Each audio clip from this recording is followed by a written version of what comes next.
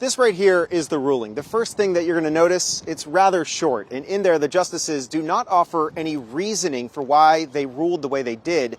This is normal because this was a response to an emergency application by the White House, and the Supreme Court was not being asked to weigh in on the big question about whether a ban on transgender service members is legal, rather the practical question about whether this type of ban could go into effect while the lower courts hear the legal challenges. In the end, the Supreme Court did side with the White House, allowing this ban to move forward. Let's give a little background for how we got here in the first place. You may remember that after being inaugurated, President Trump signed a flurry of executive orders, including one that declared that being transgender, quote, conflicts with a soldier's commitment to an honorable, truthful, and disciplined lifestyle. That was a quote from the executive order.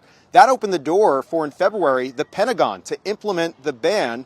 Shortly after, there were numerous lawsuits filed by service members, and in March, a federal judge in Washington stepped in and put a temporary block on this ban. Now the Supreme Court has reversed that order from the lower court. Already we're seeing responses from advocacy groups. We got this joint statement from two groups that sued the administration over this ban. They called this a, quote, devastating blow, writing in part, by allowing this discriminatory ban to take effect while our challenge continues, the court has temporarily sanctioned a policy that has nothing to do with military readiness and everything to do with prejudice. We should note that this was not a unanimous ruling.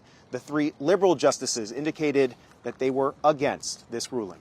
For now, reporting here at the Supreme Court, I'm Evan Koslof, Spectrum News.